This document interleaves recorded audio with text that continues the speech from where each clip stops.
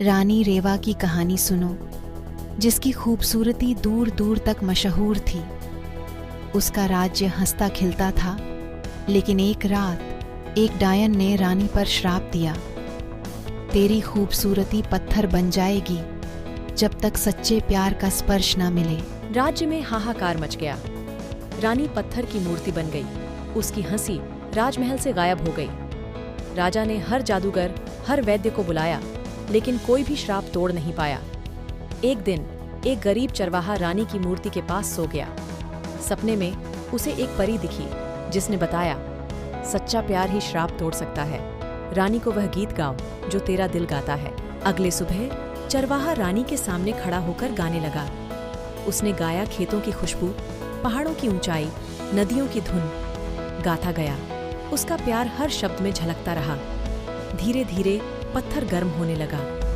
रानी की कमजोर आवाज, क्या हो रहा है? कोई मुझे छू रहा है? रानी की आंखें खुलीं, उसका दिल धड़का। श्राप टूट गया। रानी ने चरवाहे को गले लगा लिया, जिसने उसे सच्चे प्यार से जगाया था। रानी की खुशी से भरी आवाज, तुमने मुझे बचा लिया। तुम्हारा प्यार ही मेरा जादू है। राजा खुशी से झूम उठा। पूरे राज्य में जश्न मनाया गया। लोगों की खुशी की आवाजें। लेकिन डायन को ये मंजूर ना था। उसने एक और चाल चली। उसने राजा को बताया, डायन की धोखेबाज आवाज, वो चरवाहा रानी को भगाने वाला है, उसे पकड़ो। राजा ने गुस्से में चरवाहे को कैद कर लिया। राजा की गुस्से भरी आवाज, कैसे कर सकता है एक गरीब चरवाहा मेरी रानी से प्यार करना? धोखेबाज। रानी को झूठ का पता चला तो वो टूट गई।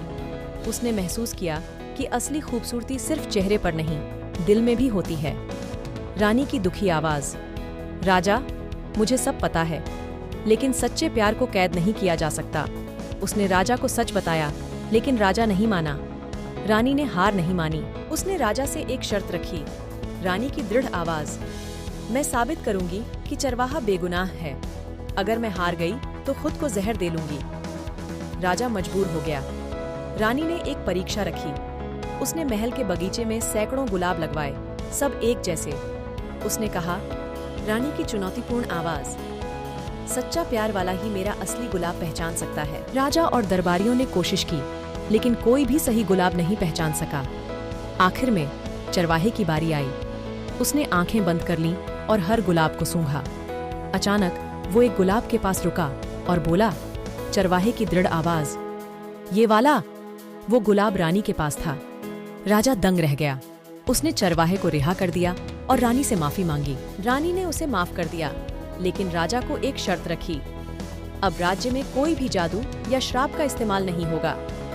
राजा ने मान लिया। इस तरह रानी रेवा ने न सिर्फ अपना श्राप तोड़ा, बल्कि पूरे राज्य को जादू के चंगुल से भी मुक्त करा दिया। उसकी कहानी सिखाती है कि सच्चा प्यार किसी भी श्राप को तोड़ सकता है और असली खूबसूरती दिल की होती है। आपको रानी रेवा की कहानी कैसी लगी? क्या आपने कोई सीख ली? मुझे बताइए।